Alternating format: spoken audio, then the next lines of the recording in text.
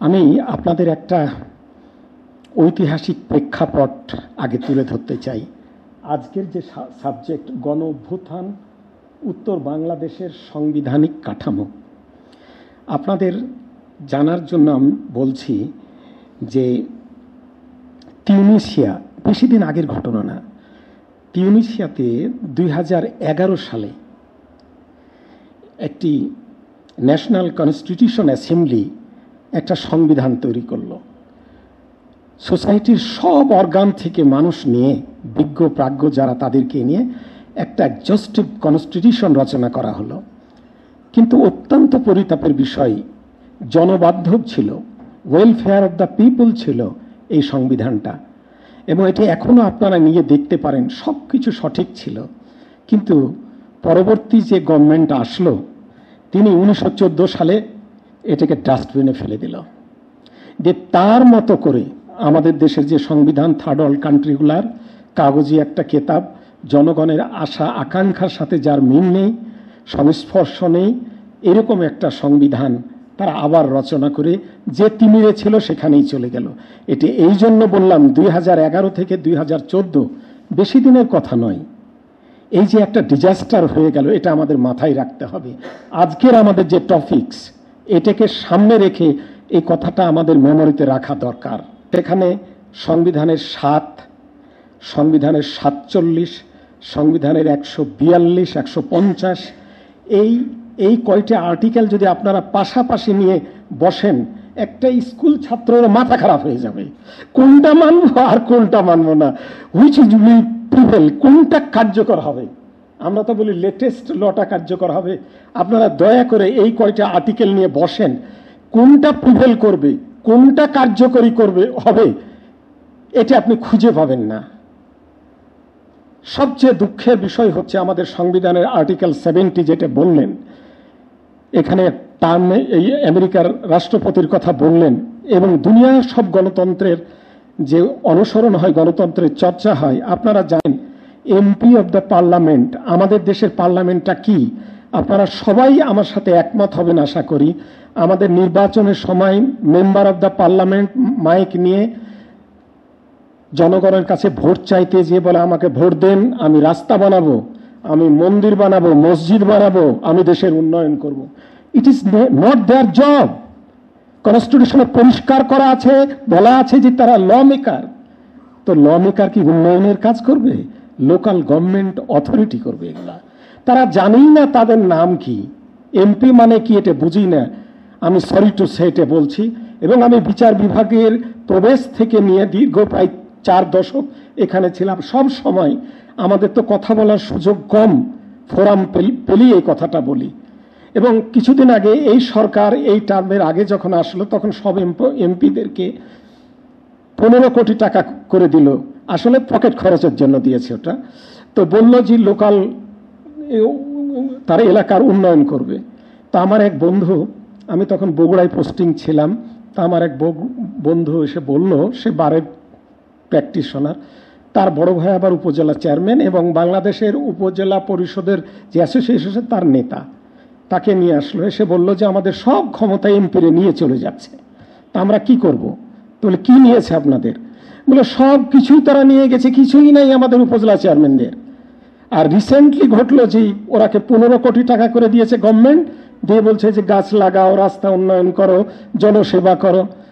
তা আমি আজকে যেহেতু কথা বলতে ভয় নাই, বুক এখন মুক্ত, বিহঙ্গ এখন উঠতে পারি, তাই আমি ড্রাফট করে দিলাম একটা রিটের, করে দিয়ে বললাম হাইকোর্টে যাও। হাইকোর্টে জাস্টিস আনোয়ারুল হকের কোর্টে মামলাটা ফাইল হলে প্রথম দিনই উনি এই সরকারের 15 কোটি টাকা দেওয়ার অর্ডারটাকে স্টে করে দিলেন। এবং এটার জাজমেন্টও হলো, বললো ইন্ডিয়ান পার্লামেন্ট সহ দুনিয়ার সব আইনজ্ঞ যারা এবং জুডিশিয়ারি বলে দিয়েছে কার কি কাজ, কার কি লিমিটেশন, কার কি জুরিসডিকশন। চিফ জাস্টিস হয়েছে বলেই ছেলেরাকে বলবে ক্লাসে যাও, আন্দোলন ছাড়ো। চিফ জাস্টিসেরও লিমিটেশন আছে, তারও জুরিসডিকশন আছে, অ্যাডমিনিস্ট্রেটিভ ডিসক্রিশন আছে। প্রশাসনকে কাজ করতে দিতে হবে, প্রতি কাজে তাকে ইন্টারফেয়ার করা যাবে না। আর লেজিসলেচার, তারা তো জনগণের জন্য, ওয়েলফেয়ার অফ দ্য পিপুল। আপনারা সবাই বলেন by the people, of the people, for the people. কিন্তু আমাদের সংবিধানে কি পিপল আছে? নো। আমাদের সংবিধানের নাম কি? গণপ্রজাতন্ত্রী, মানে আমরা দাস। আমরা সংবিধানে আমাদের পরিচয় দেওয়া আছে, আমরা গোলাম দাস।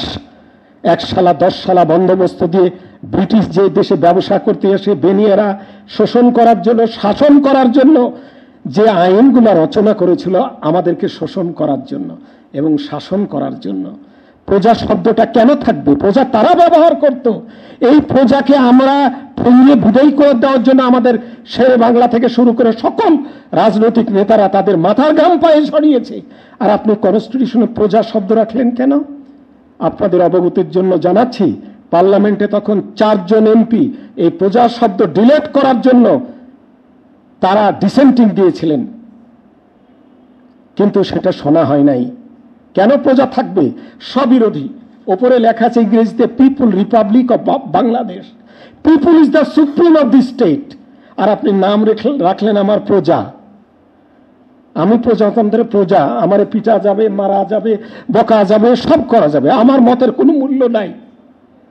অথচ ভোটের দিন আমরা জানি প্রধানমন্ত্রীর চেয়ারে যিনি, সব জায়গায় বড় বড় পদে যিনি, তিনি আমি কর্তৃক নিয়োগ প্রাপ্ত। By the people, of the people, for the people.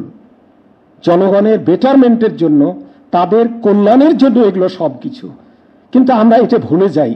এই জন্য সংবিধান নিয়ে ভাবতে গেলে আমার একটা ব্যক্তিগত অভিমত হচ্ছে এই প্রজা শব্দটি should be, must be change. ভারতে আছে না, কোরিয়াতে আছে না, সব দেশে আছে না, তারা প্রজাকে সুপ্রিম করেছে। আর আপনি প্রজাকে একবারই ইনফিরিয়র করে দিবেন, তাও আবার কনস্টিটিউশনে, যাকে supreme law of the country বলেন। তখন মুনসেফ এবং ম্যাজিস্ট্রেট, সোনাতলা উপজেলা 82-তে আমার পোস্টিং। ও দেখি কি পলিটিক্যাল দলের লোকেরা অ্যারেস্ট হলে পরের দিনে জামিন হয়ে যায়, যারা রুলিং পার্টি। আর আদার পার্টির যারা আছে তারা জেলে গেলে তাদের জামিনের কোনো খবর নাই। ম্যাজিস্ট্রেটকে বলে দেওয়া হতো এটাকে কোনো ক্রমে জামিন দিবা না, আর ওটা আমাদের দলের লোক, ওকে জামিন দিয়ে দাও। ম্যাজিস্ট্রেট বাধ্য, কারণ সে প্রশাসনে চাকরি করে, তার বস আছে। আপনারা জানেন সরকারি চাকরিজীবীদের জন্য সরকারের ডেফিনেশন কি? Government means your immediate boss. যারা চাকরি করে তাদেরকে চাকরিকালে সব সময় এটা মনে রাখতে হয়। আপনার ভালো এশিয়ার নিয়ে আপনি যদি উন্নতি পেতে চান, তাহলে আপনার বসকে মানতে হবে। আর বস, আমার ঘাড়ে তো 2টা মাথা নেই, তো আমি তো বসের কথা শুনতে বাধ্য, তার তো ইন্ডিপেন্ডেন্সি নাই। এই জন্য তারা ইচ্ছা করেও তারা আহাজারি করত। আমি এই 2007-এর আগের কথা বলছি। আব্দুল্লাহ মাসুদ একজন এডিএম ছিলেন। উনি একটা মামলায় বিএনপির একজনকে জামিন দিলেন, দিয়ে উনি এজলাস থেকে নামলেন। ওই এমপি আর ডিসি ওর রুমে গিয়ে যত ধরনের স্ল্যাগ ল্যাঙ্গুয়েজ করে গালাগালি করলো, করে ডিসি নিজেই সেকেন্ড হাফে এজলাসে উঠলেন, উঠে ওই এমপিকে জামিন দিয়ে দিলেন। উনি 5টার সময় আমার কোর্টে আসলেন, আমি ডিস্ট্রিক্ট জাজ সিরাজগঞ্জ। আসলেন, এসে বললেন স্যার আমার এই হয়েছে আজকে। তা আমি আর কি বলবো, আমার তো কিছু বলার না, এটা তো আমার কাছের বিষয় না। তখন জুডিশিয়ারি সেপারেট হয়নি, কিন্তু আমি বিষয়টা মনে রাখলাম। উনি রমজান মাসে কাবিখার গম চুরি করেছিলেন। পরে এই মামলাটা যখন আমার কাছে আসলো, আমি যাবজ্জীবন কারাদণ্ড দিলাম এবং হাইকোর্ট এটা আফেল করলো। তো এখন জুডিশিয়ারি কি, এটা তো বুঝতে হবে। প্রশাসন কেন পারে না? আজ বেনজিরকে বেনজির বানালো কারা? আজ সচিবের বাড়িতে বস্তার বস্তার টাকা উদ্ধার হয় কেন? কে টাকার ব্যবস্থা করলো? আজ বিচারপতিদের খবর নিয়ে দেখেন, অস্ট্রেলিয়া, ইংল্যান্ডে হাজার হাজার ফ্ল্যাট। কয় টাকা বেতন পাও তুমি? এত টাকা আসে কোথায়? আয়করের একটা খামাখা একটা ফর্মুলা রেখে দিয়েছে, আয়কর হিসাব দাও। কে এটা মানে? এটি দিয়ে কি ঘোড়ার ডিম হয়?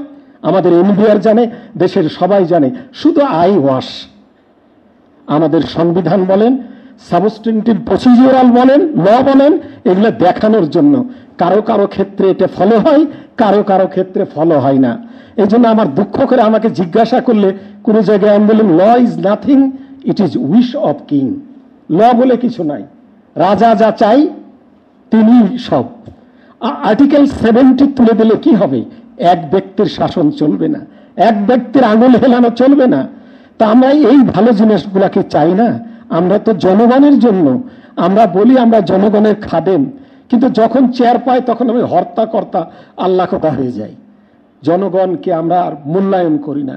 এটা হওয়া চলবে না। এখন সময় এসেছে, তরুণ প্রজন্ম যা দেখিয়ে দিয়েছে আপনাদের আমাদের চোখে আঙুল দিয়ে, আমাদের এটা রিয়েলাইজ করে রাখতে হবে এবং এটা ধারণ করতে হবে।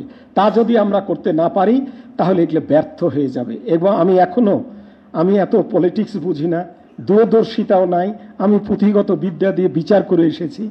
আমার এখনো আশঙ্কা হয় এটা সাস্টেনেবল হবে তো, আবার কোনো কর্নার থেকে এই সফলতাকে, এই ফসলটাকে আবার বিনষ্ট করা হবে না তো, এই আশঙ্কায় আমি এখনো কাঁপাকাঁপি করি। এখনো আমার মনে দারুণ দ্বিধাদ্বন্দ্ব। কারণ আমাদের দেশে আমরা যাদের দ্বারা সারাউন্ডিং, তারা আমাদেরকে ভালো চোখে দেখে না, আমাদের কল্যাণ তারা চায় না। আপনাকে প্রথম বক্তা বলে গেলেন না যে ইন্টারন্যাশনাল ওয়াটার এর আইন আছে, আন্তর্জাতিক আইন আছে, সেগুলোকে সব লঙ্ঘন করে আমাদের দেশের ব্যর্থতা তো ধরবই, কিন্তু ভারত কি করে উইদাউট এনি নোটিশ আমাদেরকে রাতের গভীরে ডুবিয়ে মারল। আমার টিভির সামনে দাঁড়িয়ে দেখি কি যে হাঁস, মুরগি, ছাগল, গরু ভেসে চলে যাচ্ছে, মেয়েরা, কর্তারা হাউ মাউ করে কাঁদছে। আপনাদের হৃদয় কাঁপে না এই করুণ পরিণতির জন্য? কেন এটা হলো? ডিজাস্টার কেন হলো? এত উন্নত আজ বিংশ শতাব্দীর আধুনিক যুগে এসে আবহাওয়া অফিস থাকতে ভারতের মতো সচেতন গণতন্ত্রের দাবিদার তারা এই কাজটা করে ফেললো। আমাদের বিবেক কাঁপে না? এই জন্য কোনো কিছু বলতে সাহস, অভ্যাস হয়ে গেছে তো কথা বলতে ইচ্ছা করে না, ভয় লাগে, কারণ সে পরিবেশ নাই। আমি আমার কথা বলতে পারি না, আমি আমার ভোট দিতে পারি না। আপনারা লক্ষ্য করবেন, কয়দিন আগে ইউটিউবে দেখলাম আমাদের প্রাক্তন প্রেসিডেন্ট আব্দুল হামিদ হাসছে আর বলছেন 15 বছর তো ভোট দিতে পারিনি, আজকে ভোট কেন্দ্রে এসেছি। দেখেছেন আপনারা? কয়দিন আগে বলছে 15 বছর ভোট দিতে পারিনি, আজকে ভোট কেন্দ্রে এসেছে। লজ্জা করা উচিত তোমার। জনগণ তোমার দুয়ার পর্যন্ত বারবার গেছে, তুমি রাতের ভোট করো, কুত্তা ভোট কেন্দ্রে পাহারা দেয়, সেই ভোটকে তুমি বৈধতা দাও। আজকের নির্বাচন কমিশন এত বেহায়া, এত নির্লজ্জ, এত বিবেক বর্জিত। বিনা ভোটকে কখনো বানায় 24%, কখনো বানায় 34%, যা মনের খুশি ওপর থেকে যা অলিনাজেল হয় সে অনুযায়ী উনি টিভিতে কথা বলেন। This is our country, this is our মানে রিয়ালিটি। তো এগুলো আমাদের মনে রাখতে হবে।